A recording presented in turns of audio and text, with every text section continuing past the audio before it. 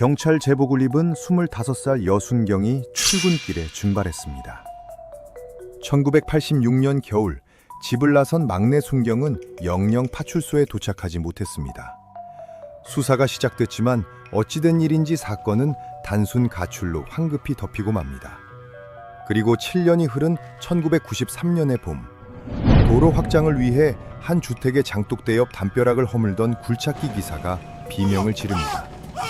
무너져 내린 마당 흙더미 속에서 짐승의 것이 아닌 사람의 백골이 쏟아져 내렸기 때문입니다. 뼈와 함께 뒹굴고 있던 건 빛바랜 옷감과 경찰 제복의 단추였습니다. 그런데 백골이 묻혀있던 그 집의 주인이 누군지 아십니까? 실종된 여순경을 애타하게 찾는 척하며 초기 수사를 직접 엉터리로 지휘했던 사람. 무려 7년이라는 긴 세월 동안 자신이 둔기로 내리쳐 죽인 부하 직원을 마당에 묻어두고 매일 아침 그 위를 태연하게 빗자루로 쓸었던 사람. 바로 그녀의 직속 상관, 파출소장이었습니다. 가장 안전해야 할 파출소에서 가장 믿어야 할 상관에게 끔찍하게 살해당한 여순경. 대체 그날 오후 아무도 듣지 못했던 좁고 어두운 파출소장실 안에서는 무슨 일이 벌어졌던 걸까요? 완벽한 범죄를 꿈꿨던 경찰의 추악한 민낯. 1986년 제천 파출소 여순경 실종 사건의 전말을 지금부터 파헤쳐 보겠습니다. 시작 전에 구독과 좋아요 눌러주시면 감사하겠습니다. 어느 지역에서 시청 중이신지 댓글 남겨주시면 한 분 한 분 인사드리겠습니다. 잊혀진 기록 이야기 시작합니다.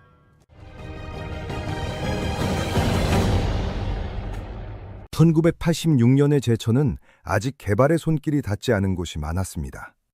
충주댐이 완공된 지 얼마 되지 않아 수몰 지역 주민들이 이주해 오면서 도심 외곽에는 낯선 얼굴들이 하나둘 늘어나고 있었습니다. 좁은 골목마다 연탄재가 쌓였고 겨울이면 수도관이 얼어붙는 일이 예사였습니다. 시장 어귀에는 이른 아침부터 순대국밥 연기가 피어올랐고 파출소 앞 느티나무는 그해 가을에도 어김없이 노랗게 물들었습니다. 그런 제천의 한 골목 끝에 박순영이라는 이름의 여순경이 살고 있었습니다. 순영은 1961년생으로 3남매 중 막내였습니다. 어릴 때부터 또렷한 눈매와 흔들림 없는 말투로 동네 어른들에게 사내 같다는 소리를 자주 들었지요. 부친은 순영이 중학교에 다닐 때 탄광사고로 일찍 세상을 떠났습니다. 어머니 혼자 3남매를 키웠고 살림은 늘 빠듯했습니다.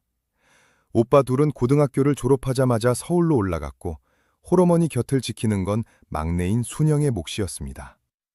순영은 그것을 당연하게 받아들였습니다. 어머니 앞에서 힘들다는 말을 한 번도 꺼내지 않았다고 합니다.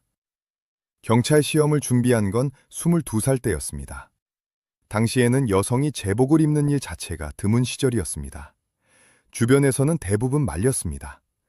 여자가 무슨 경찰이냐, 몸도 작은데 어떻게 하려고, 시집이나 잘 가지. 그러나 순영은 묵묵히 공부했습니다. 새벽 4시에 일어나 어머니 아침밥상을 차려놓고 도서관으로 향했습니다. 이듬해 시험에 합격했습니다. 어머니는 딸의 경찰복 차림을 처음 봤을 때 한참 동안 말을 잇지 못했다고 합니다. 한참 만에 나온 말이 자랑스럽다는 것이었고 아버지가 살아계셨으면 얼마나 좋아하셨겠냐는 것이었습니다. 순영이 발령받은 곳은 제천 시내의 한 파출소였습니다. 당시 파출소에 여순경이 배치되는 일은 흔치 않았습니다. 주로 여성 피의자 조사나 미성년자 관련 업무를 맡았고 남성 동료들 사이에서 조용히 자기 자리를 지켰습니다. 책상 위는 항상 정돈돼 있었고 민원인을 대하는 태도는 누구보다 성실했습니다. 순영과 함께 근무했던 한 동료는 훗날 이렇게 기억했습니다. 말이 많은 편은 아니었는데 한 번 마음먹은 일은 끝까지 했어요. 한 번도 지각한 적이 없었고 굳은 일도 마다하지 않았습니다. 그냥 그런 사람이었어요. 그런데 그게 문제가 됐는지도 모르겠어요. 파출소 내부에서 순영의 평판은 나쁘지 않았습니다. 그러나 그녀가 배치된 파출소의 분위기는 겉보기와는 달랐습니다. 당시 파출소장이었던 최병국 경감은 50대 초반으로 제천 토박이었습니다. 20년 넘게 같은 지역에서 근무하며 지역 유지들과 두터운 인맥을 쌓아온 인물이었지요. 부하 직원들 사이에서 그는 두 가지 얼굴로 불렸습니다. 외부에서는 근엄하고 원칙적인 경찰관, 파출소 안에서는 자신의 말이 곧 법인 사람이었습니다. 아무도 그에게 직접 이의를 제기하지 못했습니다. 그가 20년 동안 같은 자리를 지킨 데에는 이유가 있었습니다. 최병국이 순영에게 처음 과한 관심을 보인 건 그녀가 발령받은 지 두어 달이 지났을 무렵이었습니다. 야간 근무가 끝난 뒤 혼자 문서를 정리하고 있는 순영 곁에 불필요할 정도로 오래 머물렀고 퇴근길에 차를 태워주겠다고 거듭 권했습니다. 순영은 정중히 거절했습니다. 그러나 최병국의 관심은 거기서 끊기지 않았습니다. 오히려 더 집요해졌습니다. 근무 배치표를 바꿔 순영과 단둘이 있는 시간을 만들었고 식사를 같이 하자는 요구가 반복됐습니다. 거절할 때마다 최병국의 표정은 굳어졌고 다음 날 순영의 근무에는 어김없이 불이익이 따랐습니다. 동료 여순경 김명희는 당시 순영에게서 이런 말을 들었다고 했습니다. 소장님이 자꾸 불편하게 해. 어떻게 해야 할지 모르겠어. 명희는 조심하라고만 했습니다. 윗사람한테 잘못 보이면 근무가 힘들어진다고. 신고는 생각도 못했습니다. 그 시절에 상관을 신고한다는 것은 스스로 경찰을 그만두겠다는 것과 다름없었으니까요. 그 말이 두고두고 마음에 걸렸다고 명희는 훗날 눈물로 털어놓았습니다. 1986년 초겨울, 순영은 어머니에게 조용히 말했다고 합니다. 엄마, 나 파출소 옮길 수 있으면 옮기고 싶어. 이유는 말하지 않았습니다. 어머니가 무슨 일이냐고 물었지만 그냥 피곤해서 그래요 하고 웃어넘겼습니다. 걱정시키고 싶지 않았던 것이겠지요. 그 무렵 순영은 전근 신청서를 작성하고 있었다고 합니다. 다른 파출소로 옮기면 된다고 스스로를 달랬을 겁니다. 아직 괜찮다고, 조금만 더 버티면 된다고. 그리고 며칠 뒤 경찰복을 단정히 차려입고 집을 나섰습니다. 어머니는 그날도 대문 앞에서 딸의 뒷모습을 바라봤습니다. 다음에 볼 때는 따뜻한 데서 밥이나 먹자고 생각했다고 합니다. 그것이 마지막이었습니다. 1986년 12월 초였습니다. 순영이 사라진 날로부터 3일이 채 지나지 않아 파출소 안에는 이상한 기류가 흐르고 있었습니다. 아니, 정확히는 그 기류가 아무도 모르는 사이 천천히 덮어지고 있었습니다. 누군가 조용히 방향을 틀고 있었습니다. 수사도, 기억도 모두 그렇게 틀어졌습니다. 실종 신고를 처음 접수한 건 순영의 어머니였습니다. 딸이 출근한 뒤 하루가 지나도록 연락이 없자 파출소에 직접 전화를 했습니다. 전화를 받은 건 최병국이었습니다. 그는 담담하게 말했습니다. 걱정 마세요. 아마 개인 사정이 생긴 모양입니다. 연락 오면 바로 알려드리겠습니다. 어머니는 그 말을 믿었습니다. 경찰이 하는 말이었으니까요. 그것도 파출소장이 직접 하는 말이었으니까요. 그러나 하루가 지나고 이틀이 지나도 순영은 나타나지 않았습니다. 어머니는 다시 파출소를 찾아갔습니다. 이번에는 직접 찾아가서 무릎을 꿇다시피 했습니다. 제발 우리 딸 좀 찾아주세요. 최병국은 표정 하나 변하지 않았습니다. 절차대로 처리하겠습니다. 그게 전부였습니다. 어머니가 울면서 매달리는 동안 그는 서류를 넘기고 있었습니다. 공식적인 실종 수사가 시작된 건 4일째 되던 날이었습니다. 당시 수사를 맡은 건 같은 서 소속의 이재형 경사였습니다. 이 경사는 처음부터 이 사건을 단순 가출로 분류하는 쪽으로 방향을 잡았습니다. 이유는 간단했습니다. 파출소장인 최병국이 그렇게 유도했기 때문입니다. 최 소장 말로는 박순영이 최근 들어 근무 태도가 불성실했고 개인적인 사정으로 자진 퇴직할 의사를 내비친 적이 있다는 것이었습니다. 그 말은 완전한 거짓이었습니다. 그러나 아무도 그것을 확인하지 않았습니다. 확인할 이유가 없다고 생각했으니까요. 이재형 경사가 작성한 초기 수사 보고서는 A4 용지 2장이었습니다. 현장 감식도 없었고 주변인 조사도 형식적이었습니다. 순영의 어머니와 오빠들에게는 연락처만 남기고 돌아갔고 김명희를 포함한 동료 여순경들에게는 딱 한 가지만 물었습니다. 평소에 이상한 점이 있었습니까? 명희는 잠깐 망설였습니다. 소장님이 좀 이라고 말하려다 멈췄습니다. 이 경사의 눈이 자신을 향하고 있었고 그 옆에는 최병국이 서 있었습니다. 명희는 고개를 저었습니다. 별로 없었어요. 그게 전부였습니다. 그 한마디가 수십 년 동안 명희의 가슴에 박혀 있었습니다. 최병국은 수사기간 내내 아무렇지 않았습니다. 오히려 더 바빠 보였습니다. 각종 지역 행사에 얼굴을 내밀었고 연말 치안 점검에도 빠지지 않았습니다. 직원 회식 자리에도 나왔습니다. 술을 마시며 웃었습니다. 건배제의도 했습니다. 그 자리에 있던 이들 중 누구도 그가 무언가를 감추고 있다고 생각하지 않았습니다. 그는 그냥 파출소장이었습니다. 늘 그 자리에 있는 사람이었습니다. 늘 그랬던 것처럼 당연하게 앉아있는 사람이었습니다. 아무 일도 없었다는 듯이. 수사는 20일도 채 지나지 않아 사실상 종결됐습니다. 공식 기록에는 단순 가출 추정, 계속 소재 파악 중이라고 적혔습니다. 순영의 어머니는 서에 찾아가고 또 찾아갔습니다. 그때마다 돌아오는 답은 같았습니다. 자진해서 나간 것으로 보입니다. 연락이 오면 알려드리겠습니다. 어머니는 그 말이 거짓이라는 것을 직감적으로 알았습니다. 순영은 그런 아이가 아니었습니다. 어머니한테 한마디도 없이 사라질 사람이 아니었습니다. 그러나 어머니의 직감은 공문서 한 장을 이길 수 없었습니다. 그 시절에는 그랬습니다. 그 무렵 최병국의 집 마당에서는 이상한 일이 한 가지 있었습니다.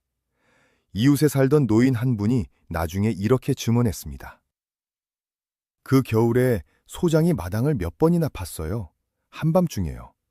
새벽에 불빛이 보여서 뭔가 했더니 혼자 삽질을 하고 있더라고요.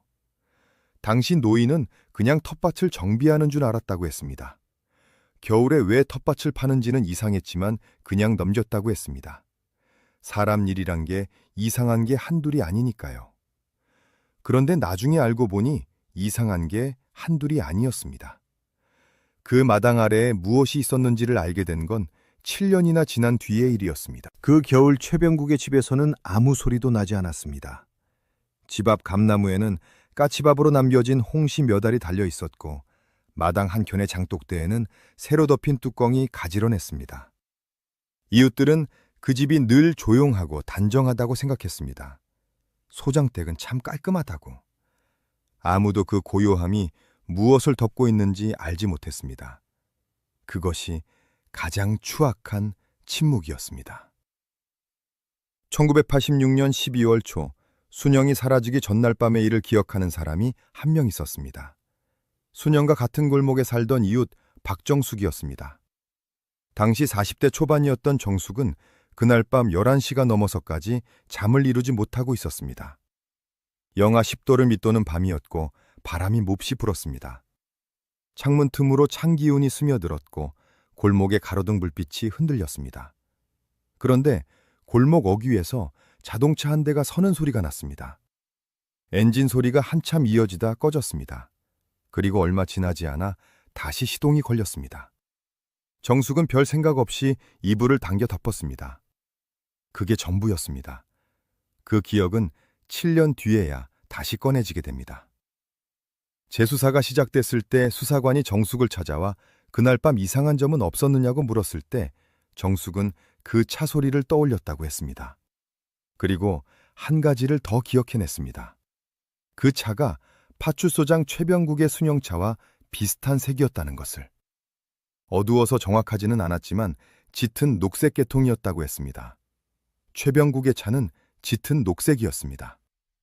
재수사 수사관은 그 진술을 듣고 한동안 말이 없었다고 합니다. 순영이 마지막으로 출근한 날 파출소 근무 일지에는 특이사항이 없다고 기록돼 있었습니다. 오전 8시 출근, 오후 5시 퇴근 예정. 그런데 그날 순영은 퇴근을 하지 않았습니다. 공식적으로는 퇴근한 것으로 처리됐지만 그날 오후 파출소 안에 있던 동료 한 명은 나중에 이렇게 말했습니다. 순영 씨가 소장실에 들어가는 걸 봤어요. 소장이 부른 것 같았어요. 그 뒤로는 못 봤습니다. 이 증언 역시 초기 수사 기록에는 어디에도 남아있지 않았습니다. 누군가 그 진술을 받지 않은 것인지 아니면 받고도 기록하지 않은 것인지 알 수 없었습니다. 소장실은 파출소 건물 안쪽 끝에 자리한 좁은 공간이었습니다. 창문이 하나뿐이었고 복도에서 가장 멀리 떨어진 자리였습니다. 낡은 목재 문틀에 문이 닫히면 안쪽 소리가 밖으로 새어나오기 어려운 구조였습니다. 근무 중인 동료가 10여 명 있었다 해도 그 방 안에서 무슨 일이 일어나는지 알기 어려웠습니다. 제 수사 과정에서 이 구조적 특성이 중요한 단서로 다시 떠올랐습니다. 당시 누군가가 이 점에 주목했더라면 수사의 방향은 달라졌을 겁니다. 그날 오후 5시 이후 최병국의 행적은 불분명했습니다. 공식 기록에는 퇴근 시간이 오후 6시로 적혀 있었지만 그날 그를 목격한 동료는 아무도 없었습니다. 파출소 인근의 한 주유소 직원은 그날 저녁 짙은 녹색 승용차가 기름을 넣고 갔다고 했습니다. 시각은 저녁 7시 무렵. 운전자의 얼굴에 대한 기억은 없었습니다. 그러나 차종과 색상은 기억했습니다. 재수사 당시 수사관이 기록을 뒤졌을 때 그 주유소 직원의 진술은 초기 수사 어디에도 반영돼 있지 않았습니다. 아예 조사 자체가 이뤄지지 않은 것이었습니다. 최병국의 집과 파출소 사이의 거리는 걸어서 15분 남짓이었습니다. 차로는 5분도 걸리지 않는 거리였습니다. 그 짧은 거리가 순영의 마지막 이동 경로였을 가능성이 높다고 재수사 수사관들은 판단했습니다. 어떤 경로로 어떻게 이동했는지는 끝내 명확히 밝혀지지 않았지만 그날 밤 이후 순영이 그 집 밖으로 나온 흔적은 어디에도 없었습니다. 그날 밤 최병국은 무엇을 했을까요? 파출소에서 집까지 차를 몰았을 겁니다. 집에 들어섰을 겁니다. 마당을 걸었을 겁니다. 그리고 삽을 들었을 겁니다. 아무도 그 사실을 몰랐습니다.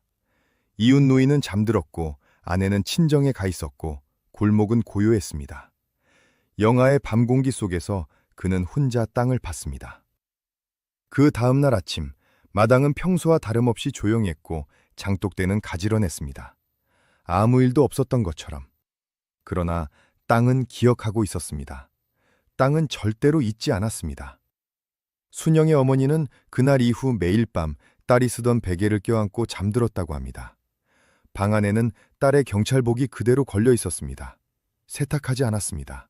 냄새가 남아 있었으니까요. 어머니는 그 냄새가 사라질까봐 만지지 못했습니다. 창문 바깥의 겨울은 그렇게 깊어가고 있었습니다. 순영이 다시는 돌아오지 않는다는 것을 어머니는 이미 알고 있었지만 그렇게라도 하지 않으면 살 수가 없었습니다. 그래서 경찰복은 그 자리에 계속 걸려 있었습니다. 7년 동안 내내 그 자리에 그대로였다고 말이죠. 수사는 끝났습니다. 아니 정확히는 끝난 것처럼 처리됐습니다. 1986년 겨울이 지나고 봄이 왔습니다. 제천의 거리에는 개나리가 피었고 사람들은 새 계절을 맞이했습니다. 파출소에는 새 동료가 왔습니다. 순영의 자리에는 다른 사람이 앉았습니다. 책상 위에는 새 이름표가 놓였습니다. 세상은 그렇게 아무 일도 없었던 것처럼 돌아갔습니다. 기억은 빠르게 옅어졌고 이름은 천천히 지워졌습니다. 최병국은 달라진 게 없었습니다. 아침마다 출근했고 저녁이면 퇴근했습니다. 주민들의 민원을 받았고 부하 직원들을 지휘했습니다. 원래 회의에서는 치안 강화를 강조했습니다. 지역 유지들과의 술자리에도 빠지지 않았습니다. 순영의 이름이 그의 입에 오른 적은 한 번도 없었습니다. 동료들도 먼저 꺼내지 않았습니다. 그 이름은 파출소 안에서 조용히 지워졌습니다. 누군가 꺼낼까봐 서로 눈치를 보는 분위기가 한동안 이어지다가 그것마저 사라졌습니다. 순영의 어머니는 그 이듬해에도 설을 찾아갔습니다. 2년이 지나서도 찾아갔습니다.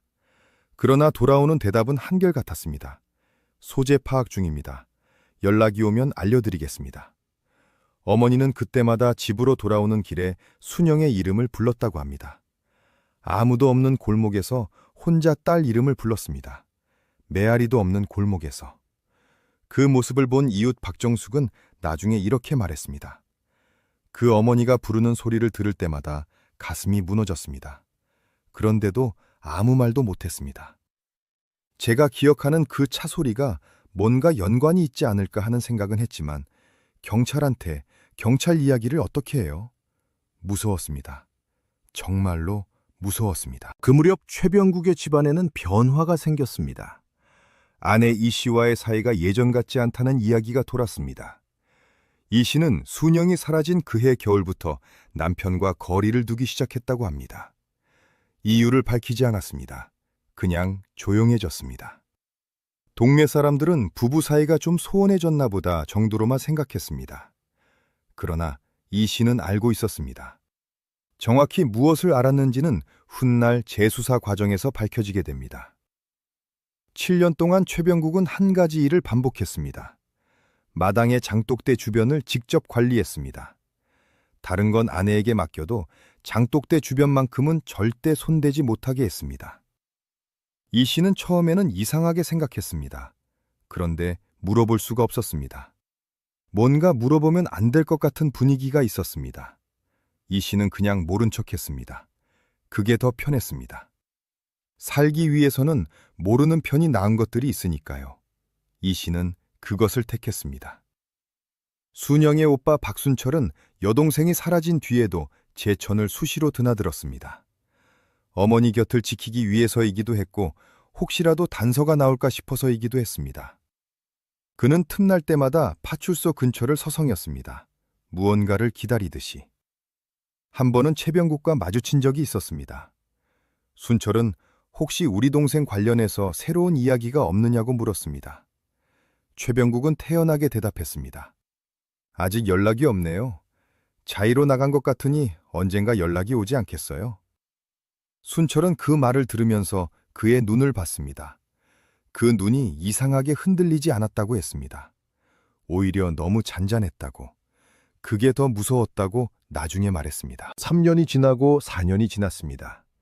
최병국은 그 사이 표창도 받았습니다. 지역 치안 유공자로 이름이 올랐습니다. 아무도 그를 의심하지 않았습니다. 그는 제천에서 그냥 믿을 만한 경찰관이었습니다. 존경받는 어른이었습니다. 명절 때면 인사를 받는 사람이었습니다.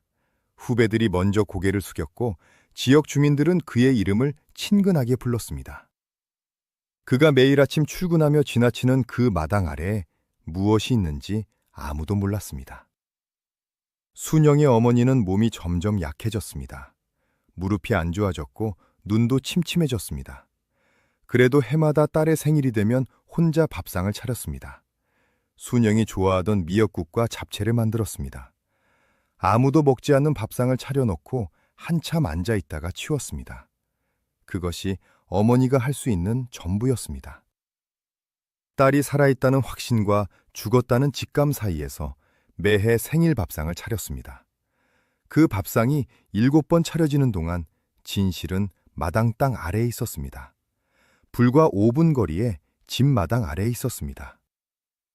1986년이 1987년이 되고 1988년이 됐습니다. 서울에서는 올림픽이 열렸고 텔레비전마다 성화 봉송 장면이 나왔습니다. 제천 거리에도 활기가 흘렀습니다. 새 도로가 깔렸고 시장 한쪽에 상가 건물이 올라갔습니다. 사람들은 바빠졌고 먹고 사는 일에 집중했습니다. 박순영이라는 이름을 기억하는 사람은 점점 줄어들었습니다. 기억한다 해도 입 밖으로 꺼내지 않았습니다. 꺼낼 이유가 없었습니다. 수사는 이미 끝난 것으로 처리됐고 경찰은 더 이상 그 사건을 들여다보지 않았습니다. 세상은 그렇게 앞으로만 나아갔습니다. 최병국은 그 세월을 잘 이용했습니다. 1988년에는 경감으로 승진했습니다. 지역 내 치안 공로를 인정받은 결과였습니다. 승진 잔치가 열렸고 지역 유지들이 축하 자리에 모였습니다. 고기가 구워졌고 술잔이 돌았습니다.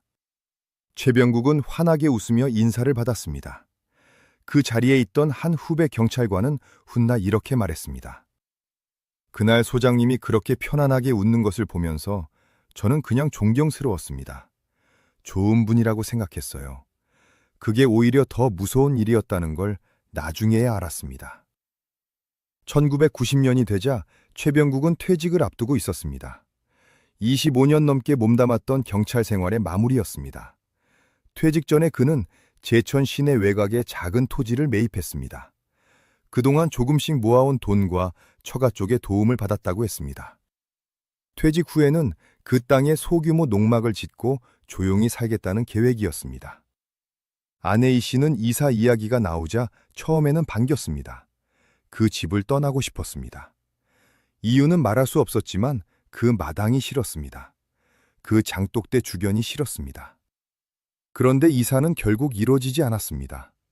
매입한 토지의 농지 전용 허가가 예상보다 오래 걸렸고 그 사이 최병국의 어머니가 쓰러졌습니다. 노환이었습니다. 최병국은 어머니를 요양원에 보내는 대신 자신이 모시겠다고 했습니다. 주변에서는 효자라는 소리를 했습니다. 이 씨는 그 결정에 별 말이 없었습니다. 이 씨는 이미 많은 것에 말이 없어진 상태였습니다. 어머니가 들어오면서 집안에 사람이 하나 더 늘었습니다. 마당을 혼자 관리하는 일이 조금 불편해졌지만 최병국은 여전히 장독대 주변만큼은 손을 놓지 않았습니다. 1991년 최병국은 정식으로 경찰을 퇴직했습니다. 퇴직식에는 후배들이 꽃다발을 들고 왔습니다. 지역신문에는 25년 봉직, 지역 치안의 산증인이라는 제목의 짧은 기사가 실렸습니다. 최병국은 그 기사를 오려서 액자에 넣어 거실에 걸어뒀습니다. 그 액자 아래에서 그는 매일 아침 커피를 마셨습니다. 신문을 읽었습니다. 텔레비전을 봤습니다. 아무 일도 없었던 것처럼.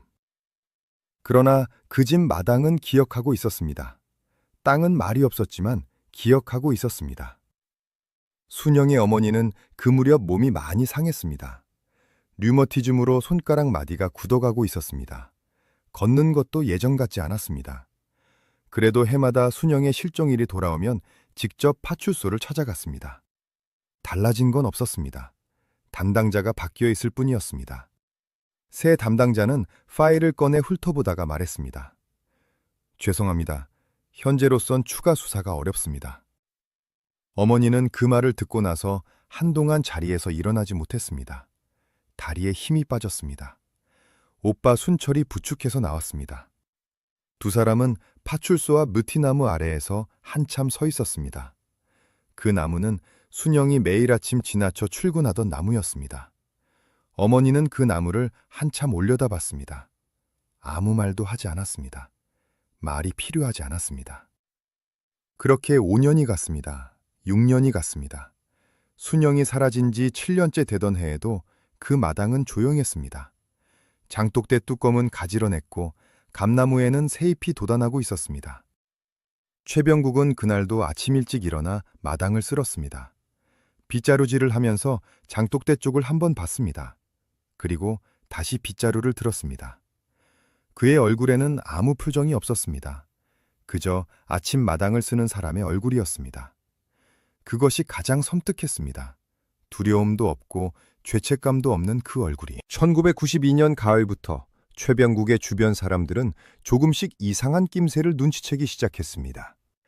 겉으로는 여전히 단정하고 조용한 퇴직 경찰관이었습니다. 그러나 가까이서 보면 달랐습니다. 작은 것들이 달라져 있었습니다. 그 작은 것들이 쌓이면서 주변 사람들은 말하지 않은 채로 각자 무언가를 감지하기 시작했습니다. 가장 먼저 이상함을 느낀 건 아내 이 씨였습니다. 최병국은 퇴직 후부터 잠을 제대로 이루지 못했습니다. 처음에는 퇴직 후 생활 리듬이 바뀐 탓이라고 생각했습니다. 그런데 달이 지나도 나아지지 않았습니다. 밤중에 자다가 벌떡 일어나는 일이 잦아졌습니다. 이 씨가 왜 그러느냐고 물으면 그냥 화장실이라고 했습니다. 그런데 이 씨는 알고 있었습니다. 화장실에 가는 소리가 아니었습니다. 마루에 나가 앉는 소리였습니다. 마당 쪽 창문을 열고 내다보는 소리였습니다. 이 씨는 이불을 뒤집어 쓰고 아무것도 듣지 못한 척했습니다. 그게 그녀가 할 수 있는 전부였습니다. 잠꼬대가 시작된 건 그해 겨울이었습니다. 처음에는 알아듣기 어려운 중얼거림이었습니다. 그런데 점차 또렷해졌습니다. 이 씨는 어느 날 밤 그 소리를 듣고 자리에서 일어나 앉았습니다. 최병국은 눈을 감은 채로 손을 내저으며 중얼거리고 있었습니다. 이 씨가 들은 말은 딱 세 마디였습니다. 거기 있어, 거기 있어. 그리고 조용해졌습니다. 이 씨는 그날 이후 남편 곁에서 자는 것이 무서워졌다고 했습니다. 그러나 자리를 옮기지 않았습니다. 무언가를 알고 있는 사람이 모른 척하는 데에는 늘 그 자리를 지켜야 한다는 부담이 따릅니다. 이 씨는 그 자리에서 눈을 감았습니다. 술이 늘기 시작한 것도 그 무렵이었습니다. 퇴직 전에는 술자리가 있어야 마시는 편이었습니다. 그런데 퇴직 후부터는 혼자 마시는 날이 생겼습니다. 저녁을 먹은 뒤 소주를 한 병 꺼내 마루에 앉아 혼자 마셨습니다. 처음에는 한두 잔이었습니다. 그게 반 병이 됐고 한 병이 됐습니다. 이 씨가 너무 마시는 것 아니냐고 하면 최병국은 별말 없이 잔을 내려놓았습니다. 그런데 다음 날이면 어김없이 또 꺼냈습니다. 술을 마시는 동안 그의 시선은 항상 마당 쪽을 향했습니다. 어두운 마당을 바라보며 혼자 마셨습니다. 이 씨는 그 모습을 부엌 쪽에서 훔쳐보다가 조용히 안방으로 들어갔습니다. 인근에 사는 퇴직 동료 오상덕은 가끔 최병국을 찾아와 바둑을 두었습니다. 오상덕은 나중에 재수사 수사관에게 이렇게 말했습니다. 그때는 그냥 퇴직하고 심심해서 그런가 보다 했어요. 그런데 이상한 게 하나 있었습니다. 마당에 나가자고 하면 절대 안 된다는 거예요. 날씨 좋은 날에도 마당에 평상 펴고 두면 시원하지 않겠냐고 했더니 괜찮다고 방에서 두자고 했습니다. 한 번은 제가 먼저 마당으로 나갔는데 최 소장이 쫓아 나오듯 따라 나왔어요. 그리고 제 팔을 잡고 안으로 들어가자고 했습니다. 눈빛이 이상했습니다. 그때는 그냥 이 양반 좀 괴팍해졌나 보다 했습니다. 그게 왜 그랬는지는 나중에 알았습니다. 장독대에 대한 집착은 갈수록 심해졌습니다. 계절이 바뀔 때마다 장독대 주변을 직접 성봤습니다. 봄이면 주변에 자갈을 새로 깔았고 여름이면 잡초를 뽑았습니다. 가을에는 낙엽을 쓸었고 겨울에는 비닐로 덮었습니다. 이 씨가 제가 할게요 하면 됐다고 했습니다.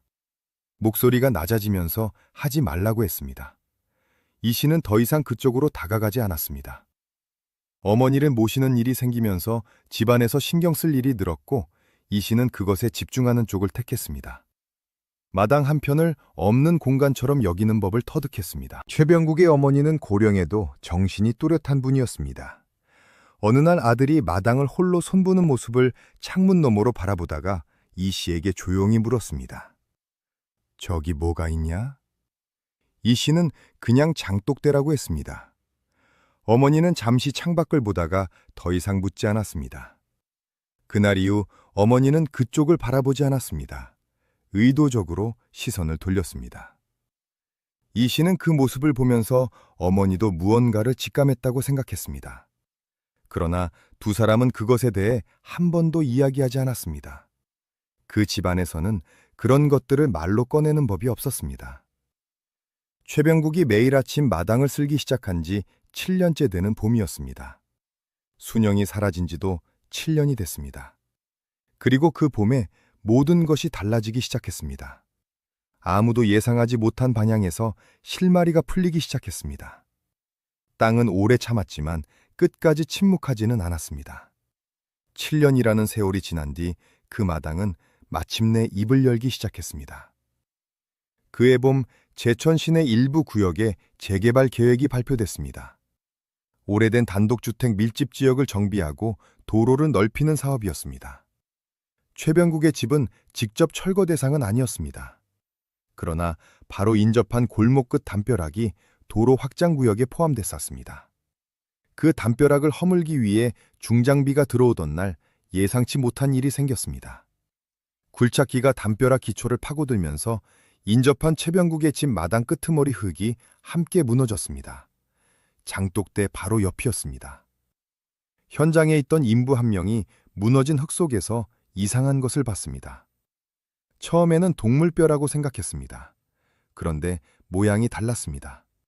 그는 삽을 내려놓고 쪼그려 앉아 들여다봤습니다. 그리고 소리를 질렀습니다. 현장 감독이 달려왔고 작업이 즉시 중단됐습니다. 신고가 들어간 건 그로부터 30분이 채 되지 않아서였습니다. 출동한 경찰이 현장을 확인했습니다. 흙 속에서 드러난 것은 사람의 유골이었습니다. 일부는 아직 땅 속에 묻혀 있었고 일부는 무너진 흙과 함께 드러나 있었습니다.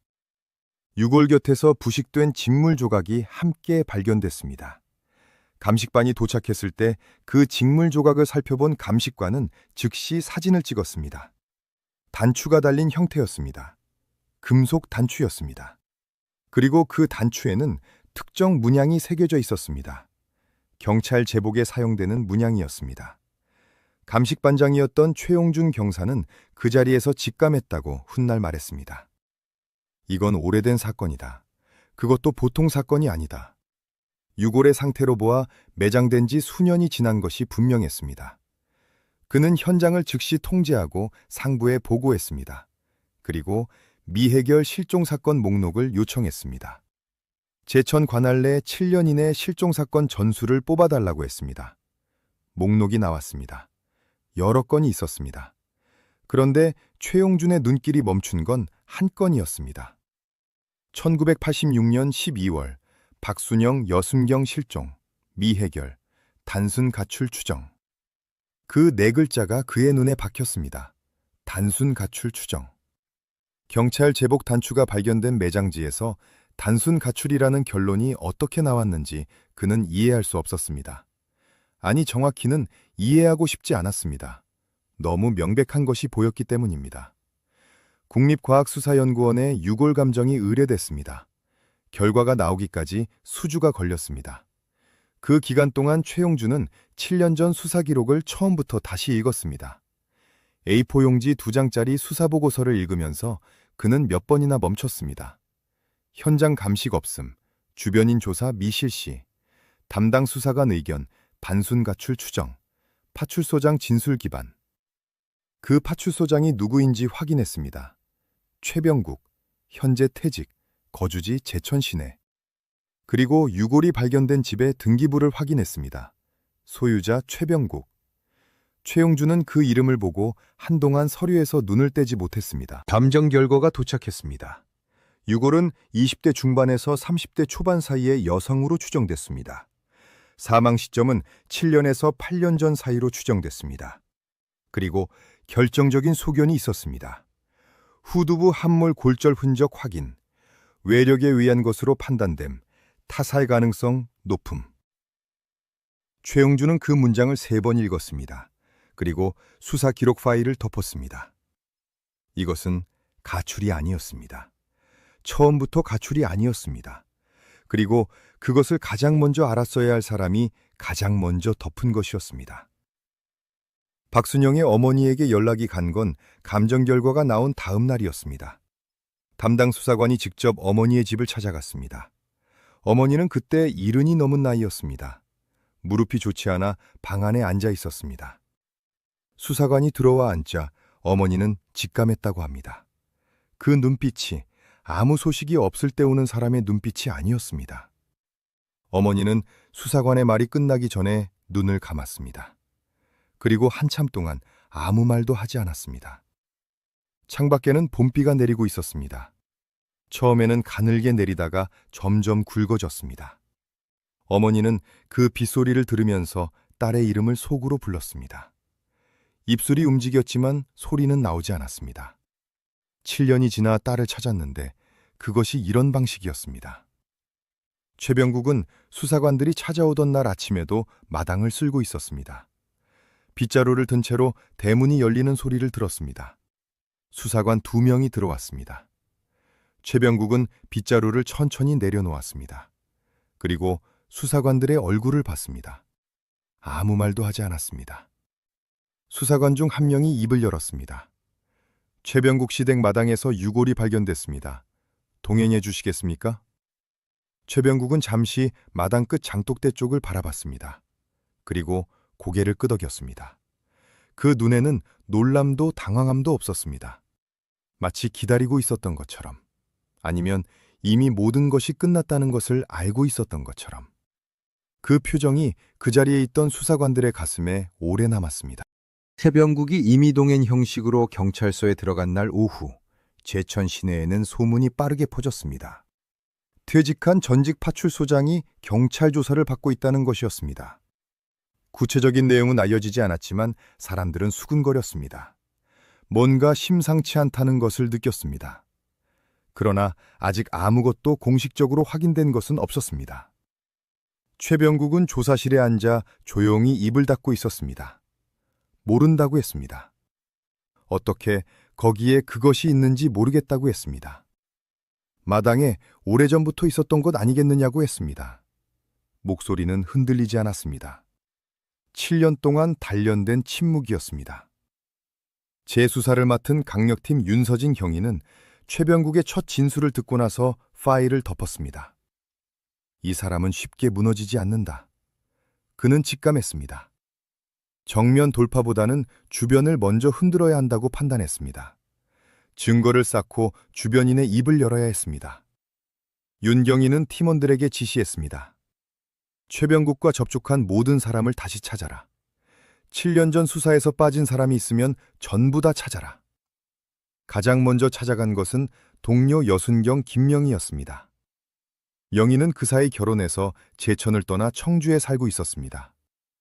윤경희가 찾아갔을 때 명희는 문을 여자마자 얼굴이 굳었습니다. 경찰이라는 것을 알아보고는 한동안 서 있기만 했습니다. 그리고 천천히 문을 열어줬습니다. 안으로 들어가 마주 앉았을 때 명희의 손이 떨리고 있었습니다.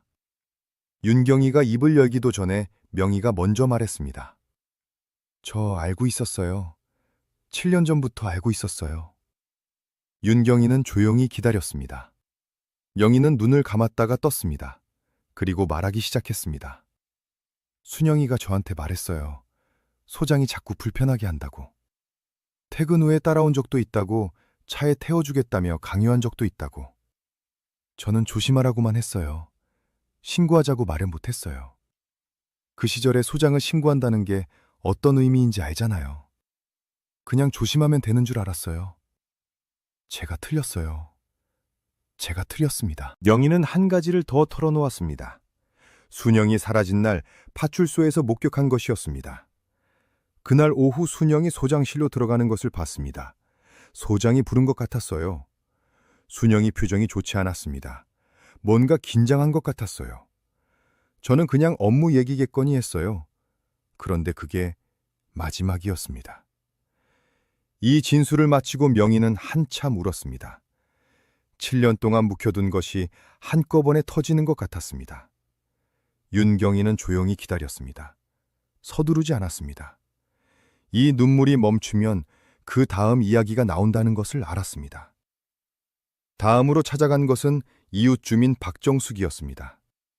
정숙은 이미 7년 전에 차 소리를 기억하고 있었고 재수사가 시작됐다는 소식을 듣자마자 먼저 경찰서에 연락을 해왔습니다.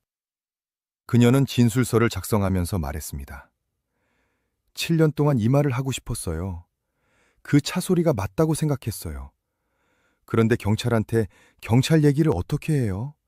무서웠습니다. 그런데 이제는 말해야 할 것 같아서요. 더 늦으면 안 될 것 같아서요.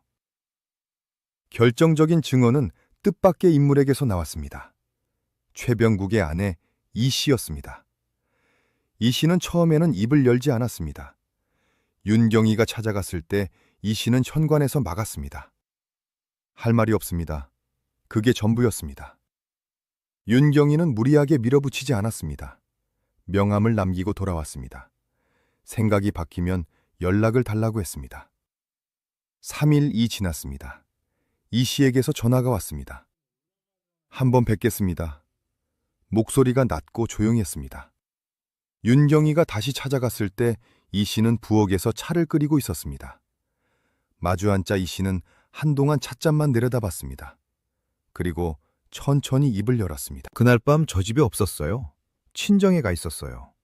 그런데 다음날 돌아왔을 때 이상했어요. 그이가 손을 씻고 있었는데 오랫동안 씻더라고요. 마당 흙이 묻어 있었어요. 장화도 젖어 있었어요. 겨울밤에 마당에서 뭘 했냐고 물었더니 그냥 환기시켰다고 했어요. 그 말이 이상했지만 더 묻지 않았어요. 그런데 그날 이후 그이가 달라졌어요. 장독대 쪽에 저를 절대 못 가게 했어요. 한 번은 제가 그쪽으로 걸어가다가 그이한테 팔을 잡혔어요.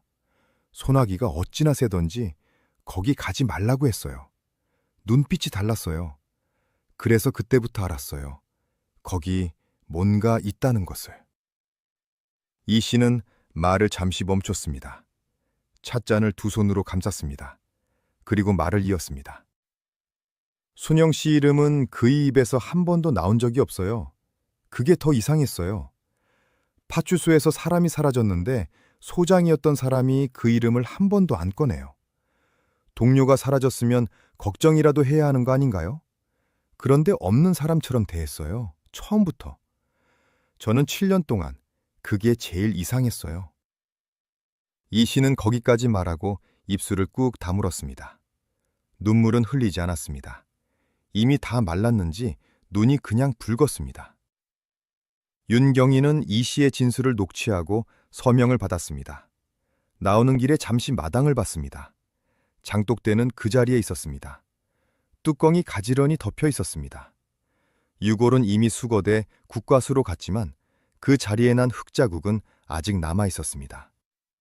윤경희는 그 자리를 한동안 바라봤습니다. 7년 동안 이 마당을 매일 쓸었을 그 사람을 생각했습니다. 그리고 조용히 대문을 닫았습니다. 조사실로 돌아온 윤경희는 최병국 앞에 파일 하나를 내려놓았습니다.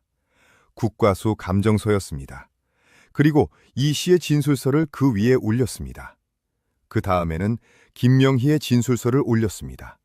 박정숙의 진술서도 올렸습니다. 최병국은 그 파일들을 바라봤습니다. 처음으로 눈이 흔들렸습니다. 아주 작게, 그러나 분명하게 흔들렸습니다. 윤경희는 그 눈을 보면서 조용히 말했습니다. 이제 얘기해 주시겠습니까? 최병국은 한참 동안 말이 없었습니다. 창밖에서 바람 소리가 났습니다. 형광등이 조용히 윙윙거렸습니다. 그리고 최병국이 천천히 입을 열었습니다. 그 입에서 나온 첫 마디는 아무도 예상하지 못한 것이었습니다. 최병국의 입에서 나온 첫 마디는 이것이었습니다. 제가 잘못했습니다. 그게 전부였습니다. 그 뒤로 한동안 또 침묵이 흘렀습니다. 윤서진 경위는 아무 말도 하지 않았습니다. 서두르지 않았습니다. 이 침묵이 깨지면 그 다음에 나오는 것이 전부라는 것을 알았습니다. 형광등이 윙윙거렸습니다. 복도 어딘가에서 발소리가 지나갔습니다. 그리고 최병국이 다시 입을 열었습니다. 1986년 12월 그날 오후였습니다. 저는 순영이를 소장실로 불렀습니다. 전근 신청서를 제출했다는 것을 알고 있었습니다. 인사 담당자에게 먼저 연락이 왔었으니까요. 그 서류를 제가 중간에 막을 수도 있었습니다. 소장 재량으로요. 그런데 그러면 안 된다는 것도 알았습니다. 그래서 불렀습니다. 왜 나가려 하느냐고 물었습니다. 순영이는 개인 사정이라고 했습니다. 저는 그 말이 싫었습니다. 개인 사정. 그 말이 제 이야기를 가리키는 것이라는 걸 알았으니까요. 최병국의 목소리는 낮고 건조했습니다. 감정이 실리지 않은 목소리였습니다. 그것이 더 서늘했습니다. 윤경희는 아무 표정 없이 듣고 있었습니다. 저는 순영이한테 전근을 취소하라고 했습니다. 순영이는 거절했습니다. 처음으로 제 앞에서 직접 거절했습니다. 눈을 피하지 않았어요. 그 눈이 싫었습니다. 저를 이상한 사람 보듯이 보는 그 눈이요. 저는 화가 났습니다. 책상 위에 있던 것을 집었습니다. 순간이었습니다. 그리고 순영이가 쓰러졌습니다. 윤경희가 물었습니다. 책상 위에 있던 것이 무엇이었습니까? 최병국이 대답했습니다. 문진이었습니다. 화강암으로 된 문진이었어요. 제 것이었습니다. 윤정희는 그 말을 받아 적었습니다. 손이 움직이는 동안 눈은 최병국에게 고정돼 있었습니다. 최병국은 계속했습니다. 순영이가 쓰러지고 나서 저는 한동안 거기 서 있었습니다. 뭘 해야 할지 몰랐습니다. 아니, 알면서도 못했습니다. 신고를 했어야 했지요. 그런데 신고를 하면 제 인생이 끝난다는 생각이 먼저 들었습니다. 20년 넘게 쌓아온 것이 전부 무너진다는 생각이요. 그래서 하지 않았습니다. 대신 생각했습니다. 어떻게 하면 아무도 모르게 할 수 있을까를. 그날 밤 파출소에는 야간 근무자만 남아 있었습니다. 소장실은 건물 안쪽 끝이었고 야간 근무자들은 앞쪽 당직실에 있었습니다. 최병국은 해가 완전히 진 뒤에 움직였습니다. 차 트렁크를 이용했습니다. 집까지는 5분이 채 걸리지 않았습니다. 그날 밤 기온이 영하로 떨어졌습니다. 마당을 팠습니다. 혼자 팠습니다. 2시간 가까이 걸렸습니다. 장독대 옆 가장 눈에 띄지 않는 자리였습니다. 다 끝나고 나서 손을 씻었습니다. 오랫동안 씻었습니다. 그런데 다 씻기지 않았습니다. 조사실 안이 조용해졌습니다. 윤경이는 잠시 펜을 내려놓았습니다. 그리고 물었습니다. 그 뒤로 7년 동안 한 번도 신고할 생각을 하지 않았습니까? 최병국은 잠깐 눈을 감았습니다. 그리고 대답했습니다. 했습니다. 생각은 했습니다. 새벽에 잠이 깨면 항상 그 생각을 했습니다. 그런데 아침이 되면 출근을 했습니다. 밥을 먹었습니다. 그냥 그렇게 됐습니다. 하루가 지나면 이 일이 없어지는 게 아니라 그냥 묻히는 거라는 걸 알면서도 그냥 묻어두는 쪽을 택했습니다. 윤경이가 다시 물었습니다. 수사가 시작됐을 때 어떠셨습니까? 최병국은 짧게 대답했습니다. 제가 수사를 맡았으니까요. 조용히 넘어갈 수 있었습니다. 어렵지 않았습니다. 이재영 경사는 제 말을 그대로 받아 적었으니까요. 그 말에 윤경이의 손이 멈췄습니다. 어렵지 않았다는 그 4글자가 조사실 안에 오래 남았습니다. 25년 경력의 경찰관이 동료의 죽음을 처리하는 것이 어렵지 않았다는 말이었습니다. 그 말이 이 사건에서 가장 추악한 문장이었습니다. 자백이 이어지면서 당시 수사의 민낯이 하나씩 드러났습니다. 초기 수사 보고서가 A4 용지 2장에 그친 것은 이재영 경사의 무능이 아니었습니다. 최병국이 직접 방향을 잡아준 결과였습니다. 주변인 조사 목록을 줄였고 김명희의 진술을 받지 않도록 유도했습니다. 현장 감식을 요청하지 않은 것도 최병국의 판단이었습니다. 현장이 파출소 소장실이었기 때문에 감식이 들어오면 자신에게 불리한 흔적이 발견될 수 있었습니다. 그래서 처음부터 현장을 단순 가출로 규정했습니다. 소장이 그렇게 말하면 아무도 반문하지 않는다는 것을 그는 알고 있었습니다. 20년 경력이 그것을 가능하게 했습니다. 윤경일은 자백 조서를 받으면서 한 가지를 더 물었습니다. 순영 씨의 전근 신청서는 어떻게 됐습니까?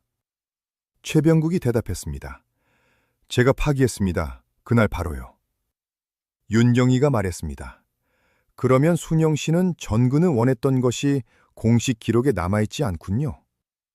최병국이 고개를 끄덕였습니다. 그렇습니다. 윤경이가 말했습니다. 그 서류 하나가 남아있었다면 수사 방향이 달라졌을 겁니다. 최병국은 대답하지 않았습니다. 그 침묵이 대답이었습니다. 조서 작성이 끝난 뒤 최병국은 구치소로 이송됐습니다. 나오는 길에 그는 한 번 뒤를 돌아봤습니다. 무엇을 보려고 했는지 알 수 없었습니다. 윤경이는 그 뒷모습을 바라봤습니다. 25년 경력의 경찰관이었습니다. 지역 치안의 산 증인이라고 신문에 실렸던 사람이었습니다. 표창을 받았던 사람이었습니다. 그리고 7년 동안 매일 아침 마당을 쓸었던 사람이었습니다. 그 마당 아래에 순영이 있는 동안. 윤경이는 시선을 거뒀습니다. 그리고 조사실로 돌아가 서류를 정리했습니다. 해야 할 일이 아직 남아 있었습니다. 1993년 가을 제천지방법원에서 최병국에 대한 첫 공판이 열렸습니다. 방청석은 가득 찼습니다. 제천 시내에서 20년 넘게 경찰관으로 근무했던 사람이 피고인석에 앉아있다는 소식이 퍼지면서 법원 앞에는 이른 아침부터 사람들이 모였습니다. 그 자리에는 순영의 오빠 박순철도 있었습니다. 어머니는 건강이 좋지 않아 오지 못했습니다. 순철은 방청석 맨 앞줄에 앉아 피고인석을 바라봤습니다. 최병국은 고개를 숙이고 있었습니다. 법정에 들어서면서 단 한 번도 방청석을 향해 눈을 들지 않았습니다. 검사가 공소장을 낭독했습니다. 살인 및 사체 유기, 피해자 박순영, 범행 일시 1986년 12월, 범행 장소 제천시 소재 파출소 소장실. 순철은 그 문장들을 들으면서 눈을 감지 않았습니다. 귀를 막지 않았습니다. 끝까지 들었습니다. 여동생의 마지막이 법정 언어로 정리되는 그 순간을 똑바로 듣는 것이 자신이 해야 할 일이라고 생각했습니다. 눈물이 났지만 소리를 내지 않았습니다. 손등으로 닦고 다시 앞을 봤습니다. 재판은 수개월에 걸쳐 진행됐습니다. 국가수 감정의가 증인석에 섰습니다. 후두부 함몰골절의 형태와 방향으로 보아 피해자는 뒤에서 단단한 물체로 가격당한 것으로 판단된다고 했습니다. 의식을 잃은 후 사망까지의 시간은 짧았을 것으로 추정된다고 했습니다. 법정안이 조용해졌습니다. 그 조용함 속에서 순철의 손이 무릎 위에서 천천히 주먹을 쥐었습니다. 김명희가 증인석에 섰습니다. 명희는 증언을 시작하기 전에 방청석을 한 번 봤습니다. 순철과 눈이 마주쳤습니다. 명희는 고개를 숙였습니다. 그리고 판사를 향해 고개를 들었습니다. 목소리가 떨렸지만 또렷했습니다. 저는 그날 박순영 순경이 소장실로 들어가는 것을 봤습니다. 그것이 마지막이었습니다. 저는 7년 동안 그 장면을 매일 생각했습니다. 더 일찍 말했어야 했습니다. 죄송합니다. 명희는 증언을 마치고 증인석에서 내려오면서 순철을 다시 봤습니다. 순철은 고개를 끄덕였습니다. 괜찮다는 뜻이었습니다. 명희는 그 고갯짓을 보고 나서야 눈물을 흘렸습니다. 최병국 추 변호인은 우발적 범행이었다는 점을 강조했습니다. 계획된 것이 아니었고 순간적인 격분에 의한 것이었다고 했습니다. 그러나 검사는 반박했습니다. 우발적 범행이라면 사후 행동이 설명되지 않는다고 했습니다. 시신을 직접 운반하고 매장한 행위, 수사를 직접 방해하고 허위 방향으로 유도한 행위, 7년 동안 단 한 번도 자수하지 않은 행위, 이것은 계획적 은폐이며 그 자체로 범행의 연장이라고 했습니다. 법정안에 다시 침묵이 흘렀습니다. 최병국은 최후 진술에서 짧게 말했습니다. 잘못했습니다. 피해자와 유족에게 용서를 구합니다. 그게 전부였습니다. 순철은 그 말을 들으면서 아무 표정을 짓지 않았습니다. 용서를 구하는 말이 얼마나 가벼울 수 있는지를 그 순간 알았습니다. 7년 동안 어머니가 빈 밥상을 차렸습니다. 7년 동안 골목에서 동생 이름을 불렀습니다. 그 세월이 저 짧은 문장 하나로 정리될 수 없었습니다. 순철은 그냥 앞을 봤습니다. 판결은 1994년 초봄에 내려졌습니다. 재판장이 주문을 읽었습니다. 피고인을 징역 15년에 처한다. 법정 안에서 누군가 낮게 탄식했습니다. 순철은 눈을 감았습니다. 15년. 순영이 사라진 채로 보낸 7년보다 조금 더 긴 시간이었습니다. 어머니가 빈 밥상을 7번 차린 그 시간보다 조금 더 긴 시간이었습니다. 그것이 법이 내린 답이었습니다. 순철은 그 숫자를 가슴에 새기고 자리에서 일어났습니다. 판결이 난 날 오후 순철은 어머니에게 돌아갔습니다. 어머니는 방 안에서 기다리고 있었습니다.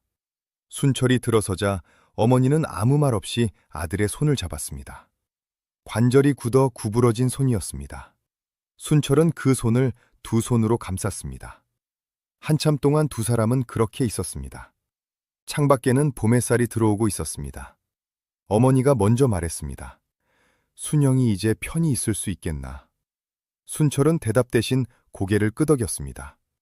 목이 메었습니다. 순영의 유골은 국과수 감정을 마친 뒤 가족의 품으로 돌아왔습니다. 어머니는 딸의 유골함을 두 손으로 받았습니다. 관절이 굳어 제대로 감쌀 수 없는 손으로 최대한 꼭 안았습니다. 오빠 둘이 양옆에 섰습니다. 아무도 말하지 않았습니다. 말이 필요하지 않았습니다. 7년 만에 재회였습니다. 이런 방식이어서는 안 됐지만 그래도 이제는 곁에 있었습니다. 어머니는 유골함에 얼굴을 묻었습니다. 그리고 처음으로 소리내어 울었습니다. 7년 동안 참아온 것이 한꺼번에 쏟아졌습니다. 순영이 안장된 곳은 제천 외곽의 양지바른 언덕이었습니다. 작은 비석이 세워졌습니다. 박순영, 1961년생. 그 아래에 오빠 순철이 구른 문장이 새겨졌습니다. 끝내 돌아왔습니다. 짧은 문장이었습니다. 그러나 7년의 시간이 담긴 문장이었습니다. 안장하는 날 어머니는 하얀 국화 한 다발을 가져왔습니다. 비석 앞에 놓으면서 한참 동안 서 있었습니다. 바람이 불었습니다. 국화 꽃잎이 살짝 흔들렸습니다. 어머니는 그것을 보면서 딸이 받았다고 생각했다고 합니다. 바람이 딸의 손이었다고 생각했다고 합니다. 윤서진 경위는 사건이 마무리된 뒤 오랫동안 수령의 파일을 책상 서랍에 넣어두었습니다. 가끔 꺼내봤습니다. A4 2장짜리 초기 수사 보고서를 볼 때마다 같은 생각을 했습니다. 7년 전 누군가 한 사람만 제대로 봤더라면, 한 사람만 더 물었더라면. 그 생각이 오래 남았습니다. 그래서 그는 이후 미해결 실종 사건을 맡을 때마다 초기 수사 보고서부터 다시 읽는 습관을 갖게 됐습니다. 빠진 사람을 찾고 빠진 진술을 찾았습니다. 그것이 박순영이 그에게 남긴 것이었습니다. 최병국이 살던 집은 그 뒤 오래 비어 있었습니다. 이 씨는 판결 직후 집을 떠났습니다. 아무것도 가져가지 않았습니다. 마당의 감나무는 그해 가을에도 열매를 맺었습니다. 아무도 따지 않았습니다. 홍시가 된 채로 나무에 달려 있었습니다. 겨울이 오자 하나씩 떨어졌습니다. 장독대는 그 자리에 그대로 있었습니다. 뚜껑이 가지런히 덮인 채로. 아무도 없는 마당에서 바람만 지나갔습니다. 진실은 7년을 기다렸습니다. 땅 속에서 기다렸습니다. 소리 없이 기다렸습니다. 그러나 끝내 드러났습니다. 어떤 침묵도 영원하지 않습니다. 어떤 땅도 영원히 덮어두지 않습니다. 박순영은 경찰복을 입고 집을 나섰던 그 아침의 모습으로 사람들의 기억에 남아 있습니다. 단정한 제복, 흔들림 없는 눈매, 어머니 앞에서 한 번도 힘들다고 하지 않았던 그 사람. 잊혀진 기록은 그 이름을 기억합니다. 박순영. 1986년 겨울 제천에서 사라졌다가 7년 만에 돌아온 이름입니다. 여기까지가 1986년 제천 파출소 여순경 실종 사건의 이야기였습니다. 여기까지가 1986년 제천 파출소 여순경 실종 사건의 이야기였습니다. 가장 지켜줬어야 할 사람이 가장 위험한 사람이었습니다. 그 사실이 이 사건을 더욱 참혹하게 만듭니다. 순영 씨의 어머니는 딸이 돌아오기를 기다리며 7번의 생일 밥상을 차렸습니다. 그 밥상 위에 올려진 미역국 한 그릇이 오래도록 마음에 남습니다. 진실은 언제나 제 시간에 찾아옵니다. 다만 우리가 원하는 방식이 아닐 뿐입니다. 오늘 이야기가 마음에 남으셨다면 구독과 좋아요 눌러주시고 댓글로 어느 지역에서 시청 중이신지 남겨주세요. 잊혀진 기록은 잊혀져서는 안 될 이야기를 계속 전하겠습니다. 시청해주셔서 감사합니다.